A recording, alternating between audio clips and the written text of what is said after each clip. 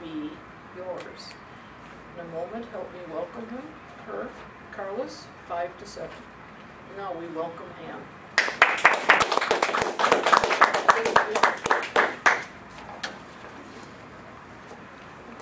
I have actually gone back and forth on this topic because I thought it's quite controversial and I wasn't sure if that is appropriate for Toastmasters. Forgive me if it is not.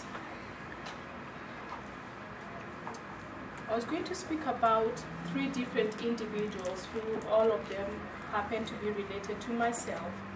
Mark was born with a genital disorder, and by the time he was 1 year old, he had had 8 brain surgeries. And the fortunate thing about him is that he was born in France, which will be my first scenario for the first class country. And fortunately, he was able to get all the surgeries that he needed and was able to live a good, normal, and relatively healthy life. The second scenario would be Rose.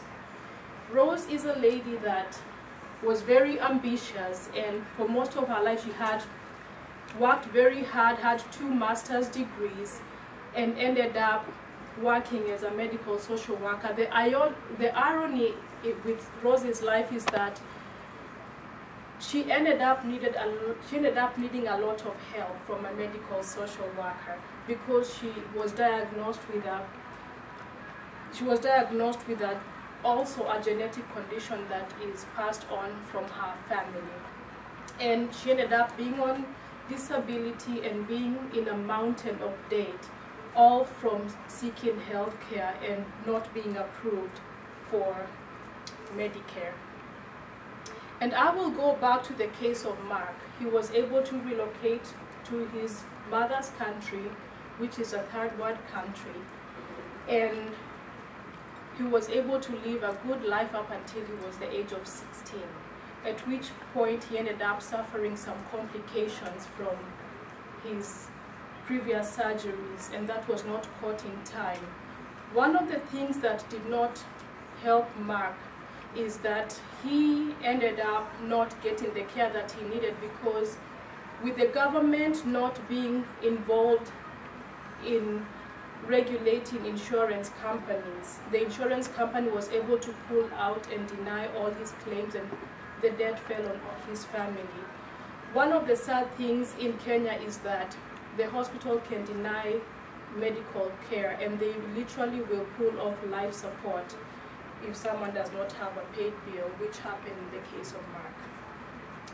My main topic today is mostly about county hospitals, and going back and tying it into the topic for the day is the life that you save, maybe by a few dollars or maybe a few acts in voting or making some decisions that can help pass law that could end up being someone that you care about or someone that is close to you. I will use California to represent the United States of America. California has a big system, which is UC and also many county hospitals, but the main one is UC, and their goal or their mission is mainly to serve all regardless of ability to pay, and they mostly will provide psychiatric emergency care and also will get reimbursement most of the time from graduate medical education, which is where the residents get the training that they need, and they end up using that funding to help the people that are not able to afford the health care. This accounts for 10% of all hospital beds that are represented in the state of California. So that will show how much is used by the county hospitals in California. It's 10% of all the beds that we have in California. The 3rd world country that I will use is Kenya, and their policies, and they're pretty much 100% of the burden falls on the patient. And what happens is, if you do not have private insurance, you have to pay in advance. And what I was trying to do is show you or to hopefully lead you to see the difference that would be in one extreme and in another extreme, and the one extreme being the third world country, where the burden falls on 100% on the patient. That leads insurance companies to have a lot of power and very little regulation by the government, in which case, if they choose not to do what's required of them or not to pull their part of the bargain, like it happened with Mark's case, people end up dying with no help when they really need it. The other case would be on the other, I don't want to say extreme, but I would say best case scenario would be a country like France, where, according to the World Health Organization, the burden of medical care falls for 75% from the government. And then the rest 25% is either by private insurance or comes out of pocket from the patient.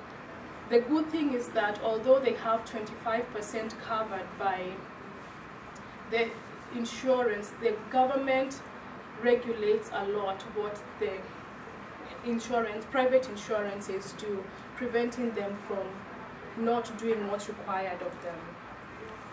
The Department of Health and Human Services, which mostly covers Medicare, Medicaid, Children's Health Insurance Program, which is CHIP, parts of the Affordable Care Act,